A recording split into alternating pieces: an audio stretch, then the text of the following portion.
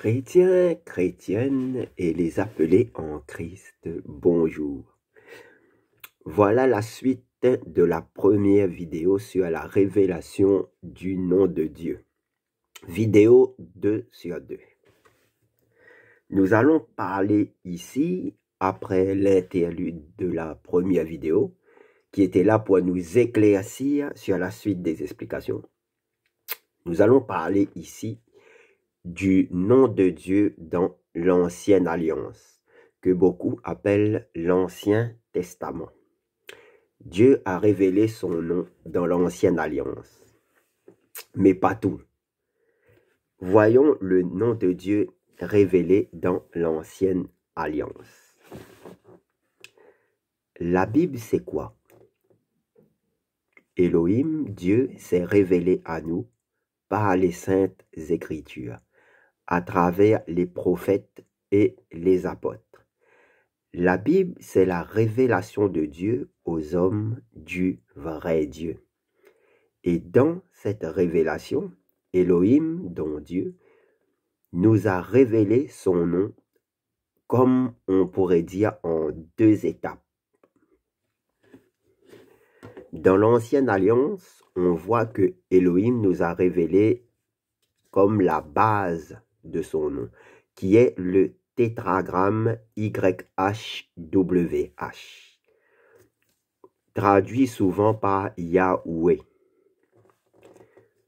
ou traduit le plus souvent en français par l'Éternel. Ce nom est cité plus de 5600 fois dans les Saintes Écritures. C'est le nom de Dieu le plus cité en effet.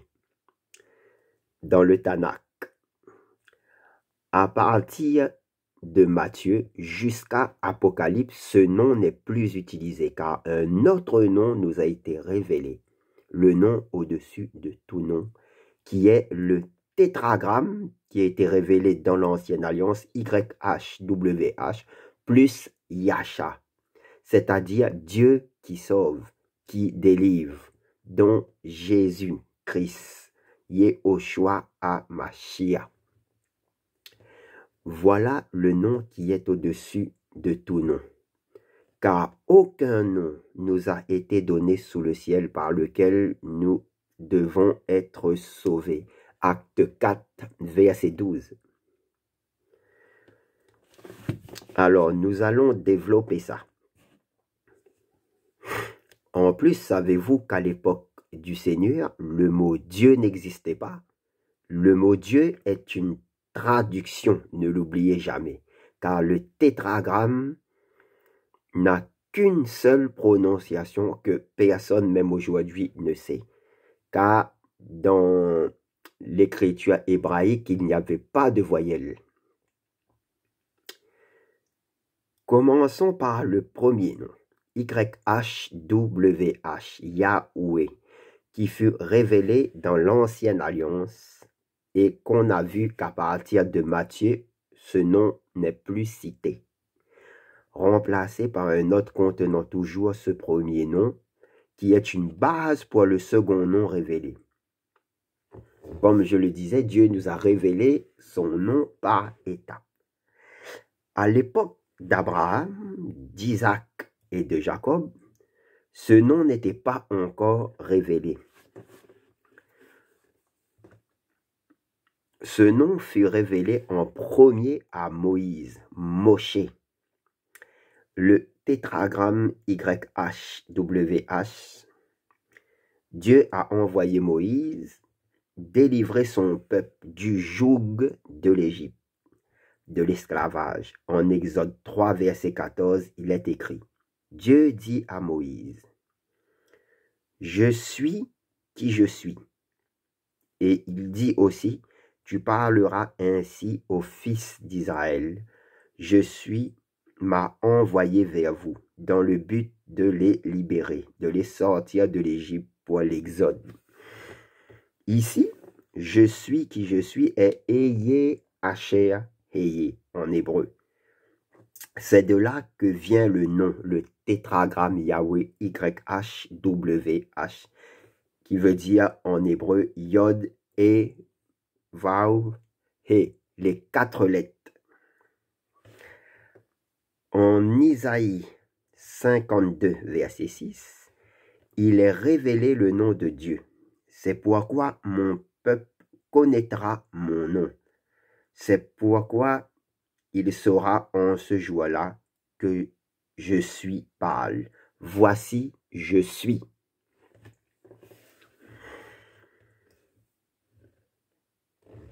Ce verset nous apprend que seul le peuple de Dieu, connaît son nom. Celui qui se dit enfant de Dieu doit connaître le nom de Dieu. Quoi qu'il arrive pour un véritable enfant de Dieu, Dieu va lui amener à la connaissance de son nom et nous enseigner sur sa signification. Personnellement, avant, quand je lisais la Bible, je lisais Éternel, Jésus-Christ, Seigneur. Attention, je ne dis pas, comme je l'ai dit dans l'autre vidéo, que ces noms ne sont pas bons, ce sont des traductions. Car ceux qui débutent dans la foi commencera avec ces noms, ces traductions-là.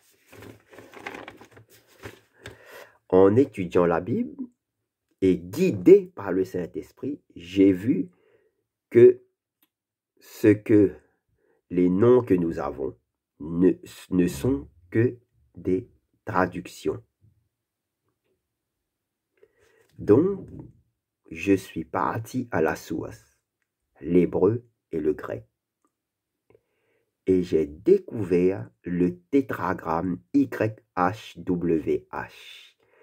traduit par l'Éternel, et Yahweh plus Yasha, qui était traduit par Jésus-Christ, dont Yehoshua HaMashiach en hébreu, le nom au-dessus de tout nom.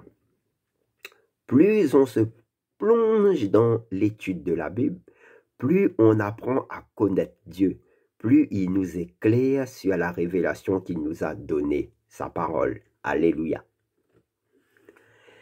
À la base, Dieu a choisi le peuple d'Israël où il s'est révélé et a révélé son nom pour que Israël devienne la lumière du monde, un phare dans le monde pour éclairer les nations. Donc, nous devons partager comme Moïse, Moshe en hébreu, l'a fait le nom de notre Seigneur avec une crainte respectueuse. Car il est dit en Exode 20, verset 27, « Tu ne prendras pas en vain le nom de Yahweh, ton Elohim, car Yahweh, YHWH, ne tiendra pas pour innocent celui qui aura pris en vain son nom. » Les Hébreux ont peur de prononcer le nom d'Elohim car ça date du retour de l'exil. Ils ont remplacé le nom YHWH, Yahweh, le tétragramme par Hachem, c'est-à-dire le nom. C'est pour ça en Israël de nos jours les Juifs appellent Dieu Hachem. Dieu en fait ne veut pas qu'on ne prononce pas son nom, qu'on ait peur, mais il veut qu'on le prononce en accord avec sa volonté, pas en vain ou inutilement, car il y aura des retombées. On ne joue pas avec Elohim. Je pense que depuis que le peuple d'Israël a commencé à se détourner de Dieu, il a commencé peu à peu à cacher sa face, son nom. Passons maintenant aux détails du nom révélé dans l'Ancienne Alliance, le tétragramme YHWH, Yod, He, Vav, He, qu'on dit souvent par Yahweh et traduit dans beaucoup de Bibles par Éternel, ou l'Éternel. À la base, et cela est important, ce nom comporte 4 lettres sans voyelles en hébreu. C'est l'homme qui a rajouté les voyelles. Quand on dit Yahweh, c'est comme une vocalisation, on va dire, conventionnelle. En vérité, on ignore sa vocalisation exacte. Cette vocalisation était connue des grands souverains sacrificateurs quand ils entraient dans le temple une fois l'année pour le grand sacrifice expiatoire des nations, la fête du Yom Kippour. Ils prononçaient le nom de Dieu dans le temple, dans le lieu très saint, devant l'Arche d'Alliance. Donc, voici le nom de Yahweh en hébreu que je vais vous présenter, souvent traduit par Éternel.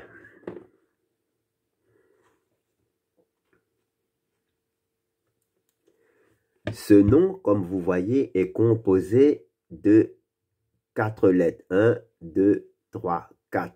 Et c'est le nom hébreu.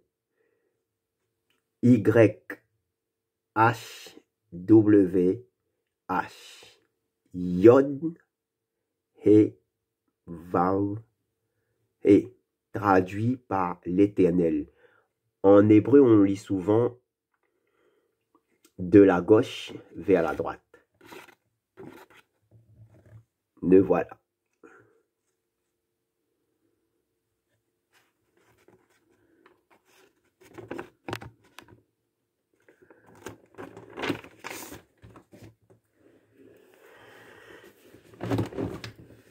Donc, nous voyons que ce nom comporte 4 lettres.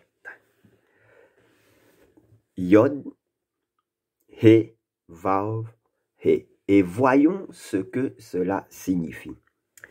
La première lettre, Yod. Le nom de Dieu commence par la puissance. Yod veut dire puissance.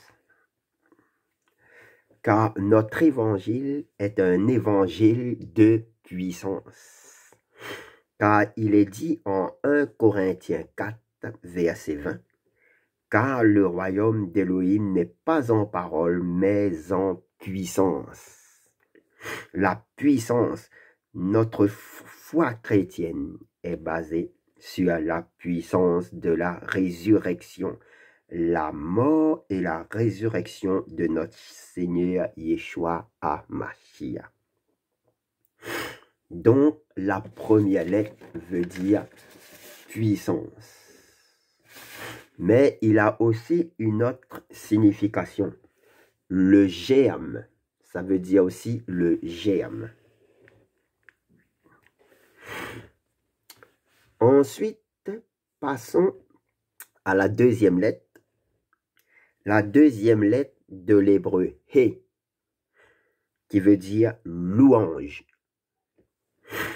Les véritables chrétiens louent tous les jours le Seigneur pour nous avoir donné la vie éternelle. Car nous qui étions morts dans nos péchés avons reçu le sang de Jésus-Christ, qui est la puissance de résurrection, la vie. Alléluia.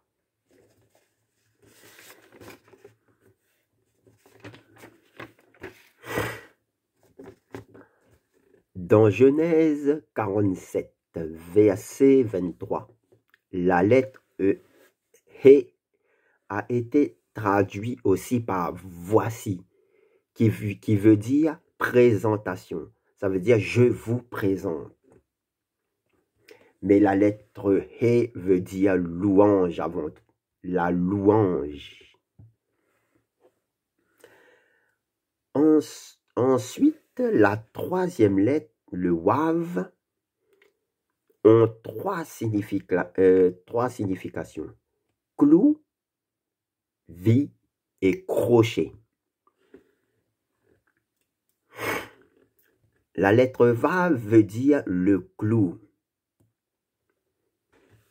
Aussi, la vie et aussi le crochet, comme je vous l'ai dit. Ça nous rappelle la mort et la résurrection de Christ, le clou. Et la lettre Wa veut dire vie, ça représente l'arbre de vie. Jésus-Christ a dit lui-même qu'il est l'arbre de vie. Ensuite, ça veut dire aussi crochet. Le vrai chrétien est accroché à Dieu. Alléluia.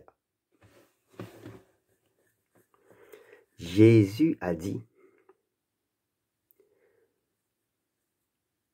qu'il est la résurrection, qui est la vie. Je suis le chemin, la vérité et la vie. Ensuite, la quatrième lettre. On revient à la lettre louange. On a ici dans le nom, comme vous avez remarqué, 2 fois la lettre louange.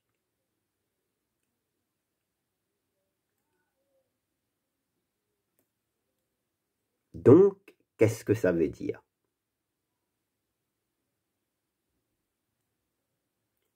Ça veut dire une chose. Ça veut dire que nous sommes des adorateurs de Dieu. Dieu nous a créés pour qu'on l'adore. La louange est très importante. Nous devons louer Dieu. Et même dans Apocalypse, à propos des 24 vieillards qui représentent l'Église, ils sont devant le trône et ils louent Dieu pour la grâce qui leur a été donnée. Donc, la louange est très importante. 2 fois la louange dans le nom. Tous les jours, nous devons louer Dieu. Car la grâce qu'il nous a offert, le sang de Jésus-Christ versé à la croix, est une faveur qu'on n'a pas méritée. Jésus est mort et ressuscité à la croix pour que ceux qui croient en lui aient la vie éternelle. Il a porté tous nos péchés et a pris sur lui notre condamnation, notre malédiction, pour que nous-mêmes nous soyons sauvés. En Romains 8, verset 1, il est dit, « Il n'y a donc maintenant aucune condamnation pour ceux qui sont en Jésus-Christ. » Alléluia. Et on louera Dieu éternellement au ciel, dans le royaume, pour sa grâce. Notre Dieu de bonté et de miséricorde. Alléluia. Donc, voilà le nom qui nous a été révélé, le tétragramme. YHWH, Yod, He, Vav, He. Qui veut dire puissance, louange, clou, louange. À partir de Matthieu à Apocalypse, ce nom n'est plus utilisé. Pourquoi? Car le temps de la révélation du nom de Yahweh, le tétragramme qu'on a vu, était fini. Car le Seigneur a voulu nous révéler le nom au-dessus de tout nom, le plus puissant, le plus élevé, le seul qui nous a été donné sous ce ciel. Celui de Yahweh, qui reprend le tétragramme, plus Yasha, c'est-à-dire Dieu qui sauve, dont Yehoshua HaMashiach, Jésus-Christ. Alléluia. En Jean 8, verset 58, en vérité, je vous le dis, avant qu'Abraham fût, je suis, dit Jésus. Yahushua, Jésus, s'est attribué ouvertement le nom de je suis. Ce nom qui était dans l'ancienne alliance. Mais les Juifs n'ayant pas compris ni le plan d'Élohim, ni qui était devant eux, ils ne savaient pas que c'était Dieu qui était devant eux, voulurent le lapider avec des pierres. Jésus, en gros, a dit qu'il est le « je suis » de l'ancienne alliance, celui qui est apparu à Moïse dans le buisson, celui qui était là avant Abraham. Cela démontre bien que Jésus est l'Éternel, le tétragramme de l'ancienne alliance, donc il est Dieu qui s'est incarné dans la chair. C'est pour ça que les Juifs ont voulu le lapider. Le disant menteur, ils dirent à Jésus en Jean 8, verset 57, « Tu n'as pas encore 50 ans et tu as vu Abraham ?» Eux ne comprenaient pas que Jésus était Dieu et qu'il est de toute éternité. Pour eux, c'était un blasphème que Jésus se prend pour Dieu et voulurent le lapider de pierre. Mais Yahushua se cacha et sortit du temple, passant au milieu d'eux, et ainsi s'en alla. On voit ici que les Juifs n'étaient pas prêts à recevoir le nom au-dessus de tout nom. Voilà pour la première partie de la révélation du nom de Dieu. Dans la prochaine vidéo, nous verrons la révélation du nom sous la nouvelle alliance. À tous, que Dieu vous bénisse et vous garde. Amen.